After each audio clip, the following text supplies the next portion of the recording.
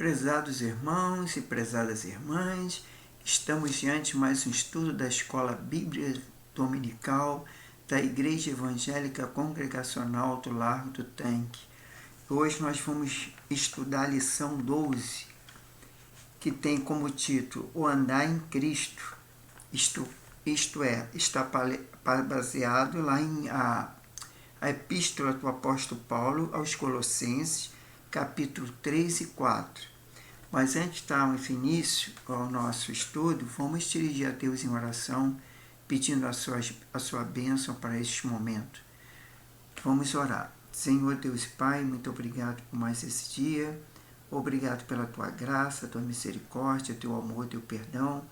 Obrigado porque o Senhor tem cuidado de nós, tem nos abençoado e tem livrado de todo o mal.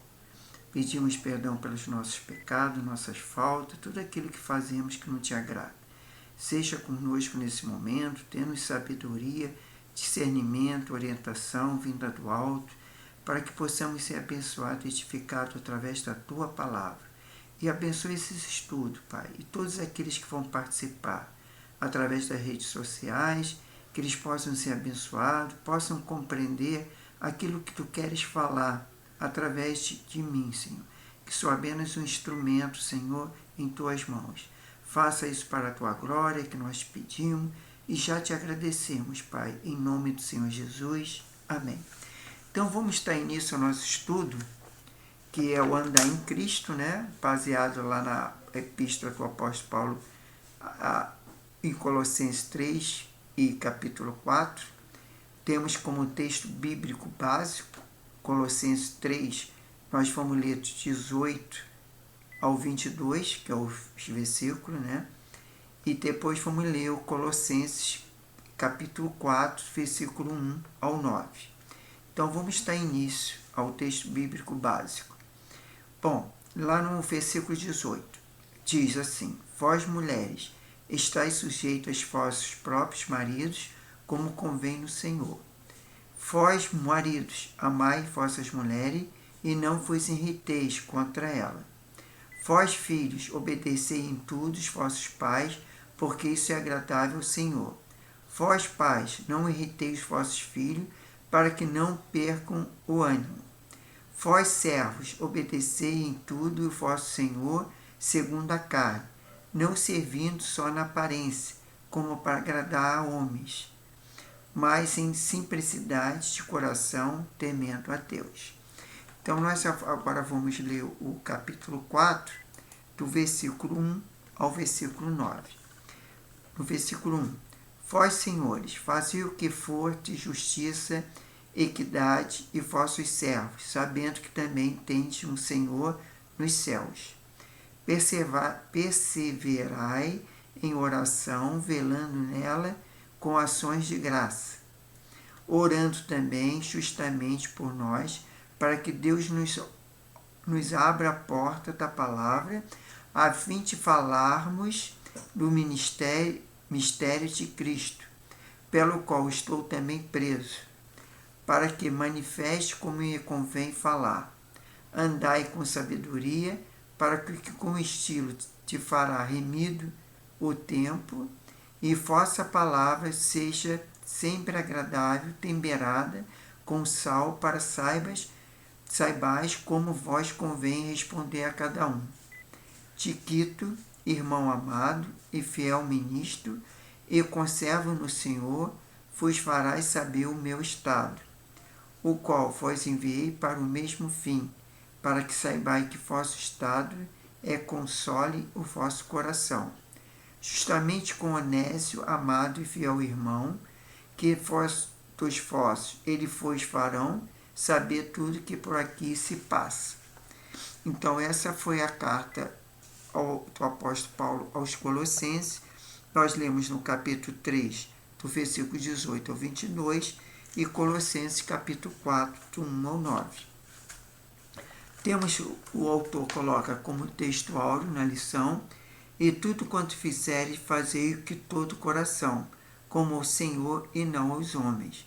Quer dizer, tudo que nós fizermos, né, faremos servindo ao Senhor, como agrado para o Senhor.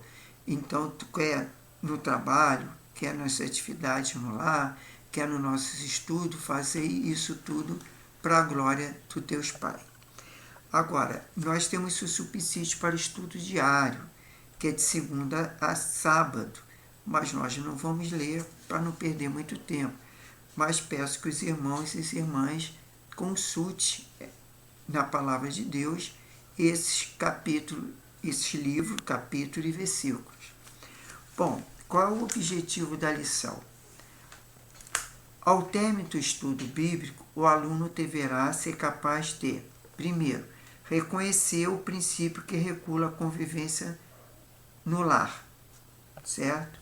Compreender como Paulo aplica a referência de justiça e equidade às dinâmicas entre empregados e empregadores.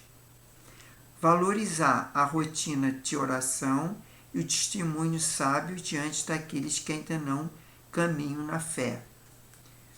Bom, então nós passamos agora para o comentário, que é a palavra introdutória, e o autor já coloca aqui como destaque: à primeira vista, parece haver uma mudança brusca de assunto no final do capítulo 3 de Colossenses, quer dizer, no versículo 18 ao 25.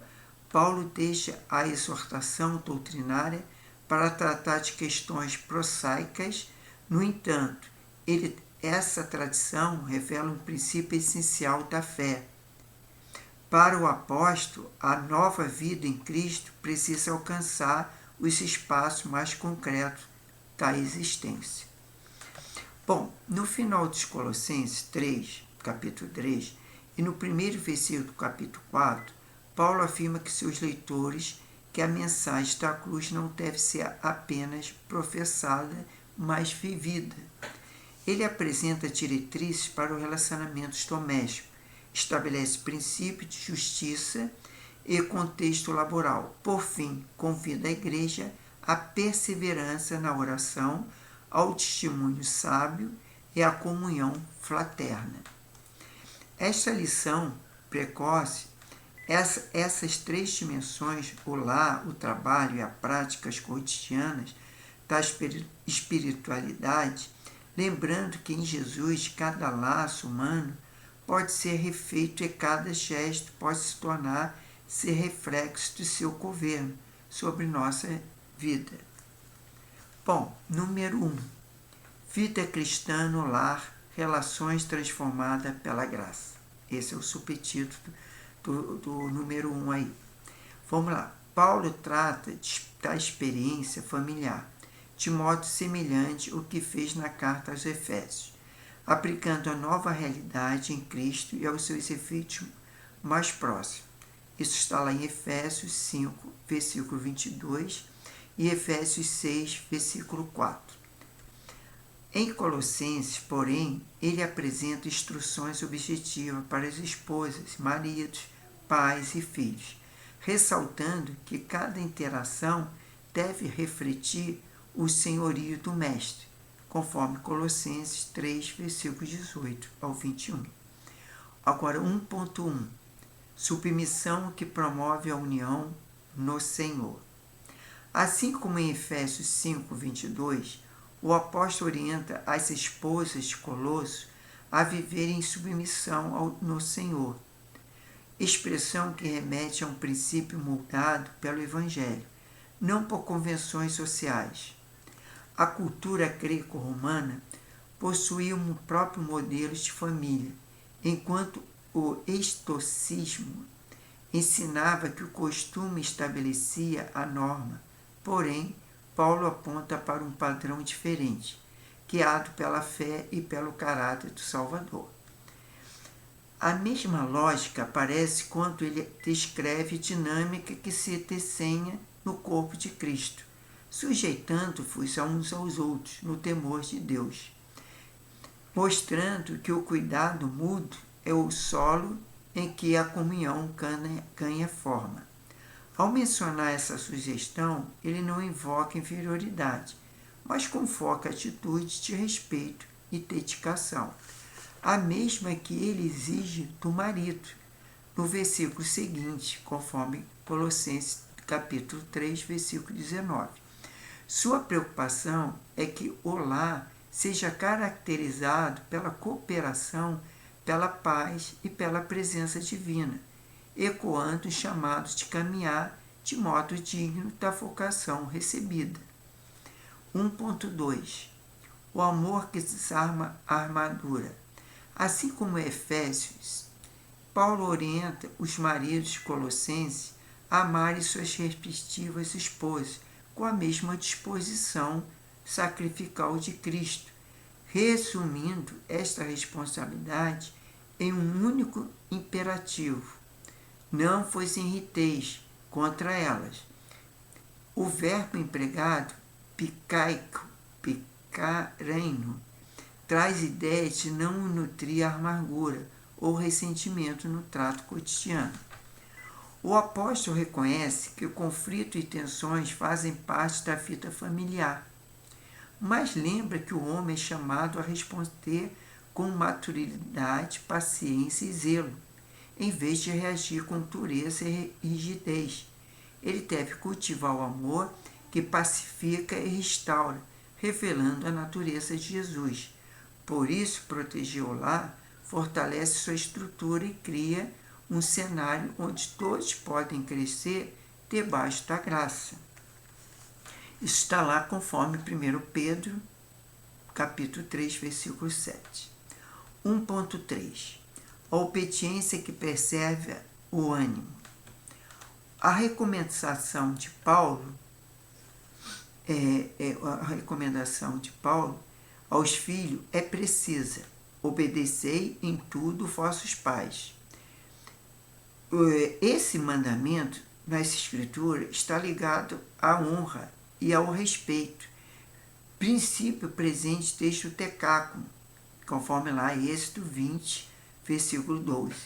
Expressa a inclinação do coração que deseja agradar a Deus.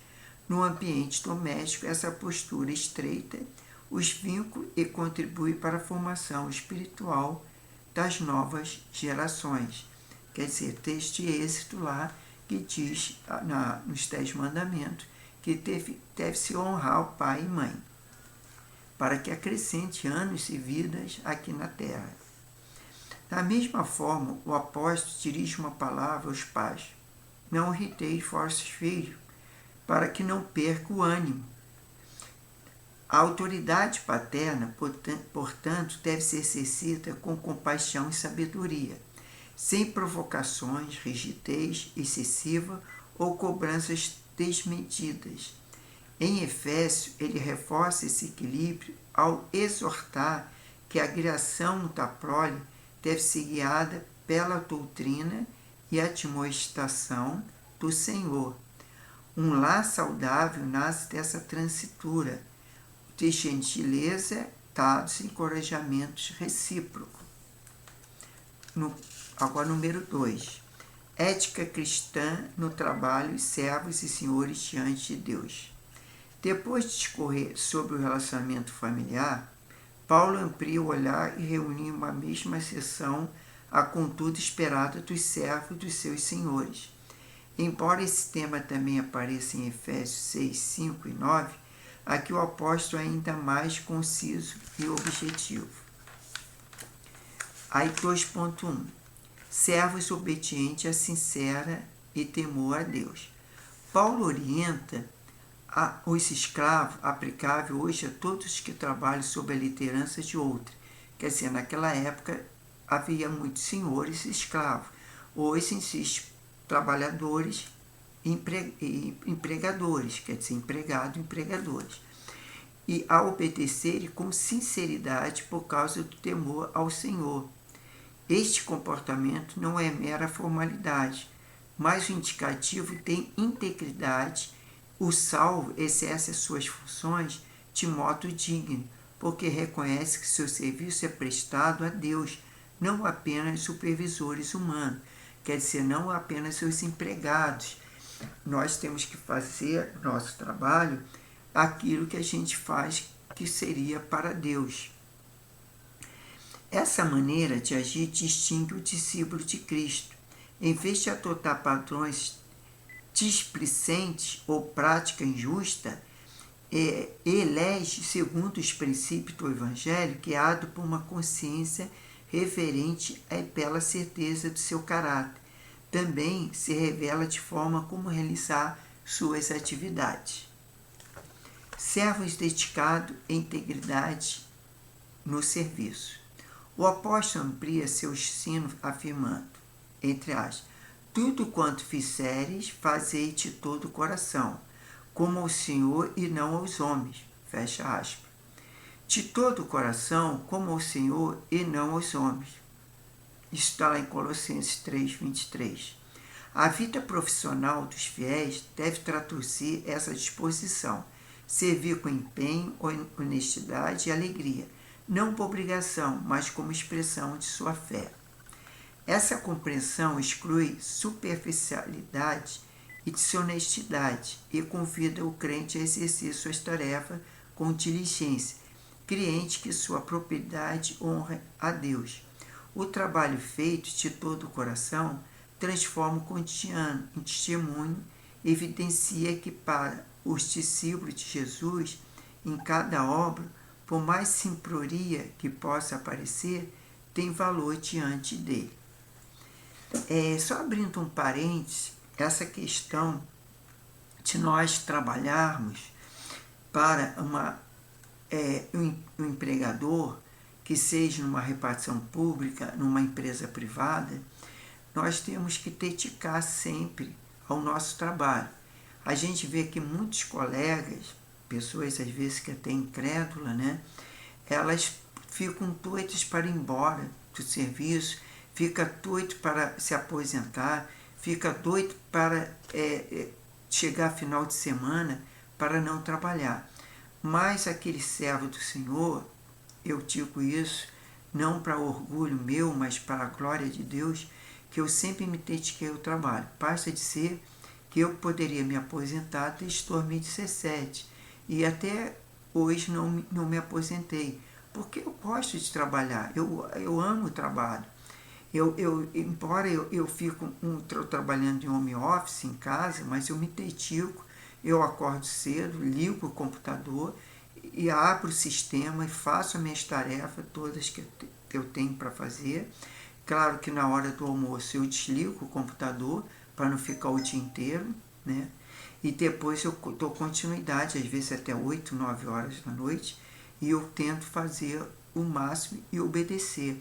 E eu sempre tive elogio no meu trabalho, até por causa dos procuradores. Eles sempre me pediam para fazer algumas coisas, e por causa disso eu tenho vários sistemas que muitas vezes eu consulto, né? Não só para eles, mas para aqueles que precisam também, principalmente o CNIS e outros sistemas de benefício que eu tenho como consultar. E nesse caso, eu sou abençoado nesse ponto, porque muitos pedem e já me falaram várias vezes que eu sou uma pessoa prestativa, eu sou uma pessoa que sempre quando precisa eu estou ali para ajudar e para fazer, entendeu? Então o que acontece? Acontece que a gente tem que se dedicar não só na igreja, mas também no nosso trabalho secular. Agora, partindo para 2.2.1, a recompensa que vem do alto. É isso aí. Paulo lembra que o trabalho realizado com lisura não passa despercebido diante de Deus. A justiça divina alcança todas as esferas da existência, inclusive o labor diário. Por isso, o apóstolo afirma que o crente será retribuído não apenas pelo que considera espiritual, mas também pela fidelidade demonstrada em seu serviço. Exercer a profissão com nobreza, portanto, é semear para o reino e confiar na recompensa que vem do alto. 2.3 Senhores, justiça e consciência do céu. Ao concluir esse bloco, Paulo recorda que a imparcialidade precisa nortear cada escolha de cada gesto. Por isso ele dirige uma palavra aos que exercem autoridade. Fazer o que for de justiça e equidade. sabendo que também tendes um Senhor nos céus. A liderança eficaz deve ser reconhecida por retidão, seriedade e equilíbrio, pois todo empregador prestará conta a Deus diante que não há excepção de pessoas. Quer dizer, Deus não faz excepção de pessoas. Ele vai retribuir segundo a obra de cada um. Aí o autor coloca aqui em destaque também na lição, tanto quem serve quanto quem administra, espelha o caráter do Senhor, a quem se entrega, seja Deus, seja mamon. O caminho do discípulo não admite abuso, favoritismo ou métodos. Escuso, quem caminha em Cristo é convocado à luz, e à honestidade e à verdade. Agora, o número 3. A missão da igreja é oração, sabedoria e comunhão. Ao concluir a carta aos Colossenses, Paulo volta para 3 traços essenciais da jornada cristã: a súplica constante, o testemunho súbito diante do que estão de fora, a comunhão que sustenta a obra. Quer dizer, o apóstolo enfatiza que a fé não se encerra no cotidiano, doméstico ou profissional. Ele também se desdobra na vigilância, nas intenções, na palavra ponderada e na colaboração fiel entre os que militam no reino. 3.1. Perseverança na oração e gratidão. Paulo exorta os colossenses a adotarem uma prática contínua de intercessão, lembrando que a perseverança é uma insígnia do discípulo. A liberdade de voltar-se a Deus é o que alimenta a esperança dos salvos e conserva a alma atenta ao que ele deseja.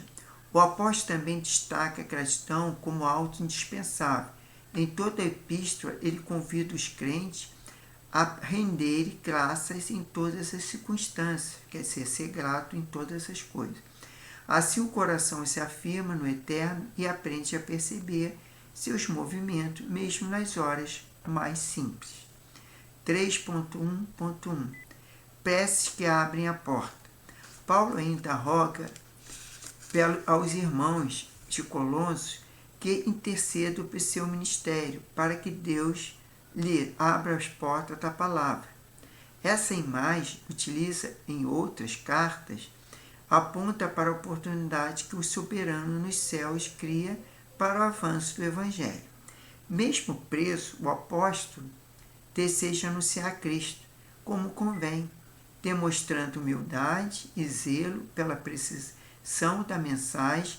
Nessa perspectiva, a igreja participa da missão, também não por meio de suas petições, amparada naquele que o proclamam as boas novas. 3.2 O testemunho sábio diante dos que de fora. Depois de falar sobre a oração, Paulo volta para a dimensão pública da fé, exortando os fiéis a andarem com sabedoria para os que estão de fora. Do autor, né, a expressão usada para fazer referência aos não crentes.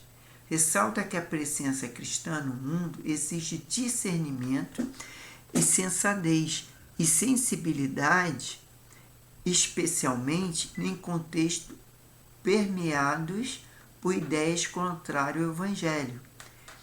Agir de maneira prudente significa aproveitar a oportunidade que o Senhor concede a evitar postura precipitada ou ofensiva.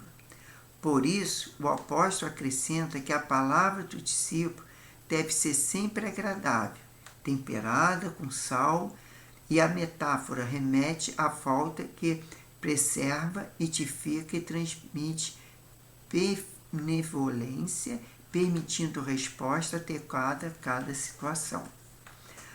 3.3 Comunhão entre os cooperadores do reino. Ao concluir a carta, Paulo menciona irmãos que o acompanharam na caminhada apostólica, lembrando que a evangelização não é uma obra solitária. Tíquico e Onésimo levariam notícias à igreja. Aristarco e Marcos e Jesus, chamado Justo, eram cooperadores leais em meio às lutas. Epáfras perseverava em oração pelos colossenses. Lucas permanecia como amigo e companheiro constante, e até Demas, citado de forma discreta, lembrava que as veredas da fé envolvem passos resolutos e fragilidades humanas. Ao registrar esses nomes, o apóstolo atesta que a missão é mantida por laços reais de serviço, intercessão e amizade. Isso está lá em Colossenses 4, 7 ao 14. Bom, chegamos à conclusão. Paulo encerra a carta com saudações dirigidas à comunidade de Laodiceia. Orienta que sua epístola seja lida também entre os irmãos daquela região. Ele menciona Ninfa, que escolhia a igreja em sua casa, e dirige o encorajamento direto a Arquipo, que cumpra plenamente o ministério recebido do Senhor. Por fim, ao escrever de próprio punho, o apóstolo lembra aos irmãos de suas expressões e despede-se, invocando ao derramar da graça sobre todos. Derradeiro gesto pastoral. Que mensagem da cruz que um dia transformou Colossos continua a encontrar em nós corações abertos, vidas firmes, espaço onde o amor e a verdade e a esperança florescem para a glória de Deus. Bom, assim nós terminamos. Temos atividade para fixação. Como sempre, o autor coloca uma pergunta. Bom, a pergunta é o seguinte: como deve ser o testemunho do crente diante que estão de fora, né? Então a resposta, ele tem que ser sábio, ele tem que ser oportuno e marcado por palavras agradáveis, temperada com sal, quer dizer, uma palavra com gosto, uma palavra com calma, com tranquilidade, com sabedoria. Isso é a verdadeira obra, é o ministério da palavra. Aqueles que pregam a palavra têm que ter essas qualidades, esses caráter, né? Então, essa é a atividade para fixação, né? Bom, nós estamos na 12ª lição. Nós vamos partir agora para a lição 13, que por sinal é a última lição, que tem até como título Reconciliação e Acolhimento Cristão. Tá? Isso está lá na carta ao Filemão, né? Que a gente vai ter que ler, e aí a gente vai, na próxima semana, praticamente terminar a nossa revista.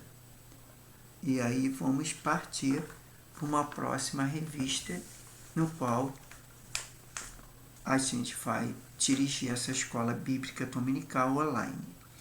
Bom, vamos orar agradecendo a Deus por mais essa lição, por mais as vidas que estão a assistir, né? E que Deus possa nos fazer compreender a sua palavra, e que possamos não apenas meditar e ler a palavra, mas praticar a palavra, né? Temos essa sabedoria, esse oportunismo, né? Sendo palavras agradáveis na hora da evangelização e temperadas com sal. Vamos orar. Senhor Deus Pai, muito obrigado por mais essa oportunidade de estarmos se ensinando aqui. Obrigado por todos aqueles que vão assistir, Pai, que o Senhor possa estar abençoando, possa estar guardando e livrando de todo mal, ter a paz nos lares, a comunhão, a fraternidade. Ensina, Senhor, a ministrarmos a Tua palavra com sabedoria, com oportunidade, com mansidão, com temperamento, Senhor, e que possamos ser abençoados, Pai. Abençoe nossas vidas, dá-nos discernimento para aqueles que querem de fato ouvir a Tua voz, que possamos ser usados como instrumentos, possamos ser abençoados. Abençoe nosso domingo, a nossa semana. Tenha uma semana de paz, tranquilidade, saúde. Livra-nos de toda enfermidade, todo mal e nos abençoa, Pai. Seja conosco e nos abençoe a cada um, irmão, irmã, e até mesmo aquele que ainda não te conhece, Pai, que o Senhor possa ter misericórdia, possa abençoar, eles possam ser alcançados pela tua graça, que o teu Espírito Santo convença da justiça, do juízo, do pecado, convença que Jesus Cristo é o caminho, a verdade e a vida, e é o Senhor e Salvador. Muito obrigado, Pai, e continue nos abençoando. É que nós te pedimos e te agradecemos. Em nome do Senhor Jesus. Amém. Então fiquem com Deus. Até a próxima. Que Deus abençoe a todos. Amém.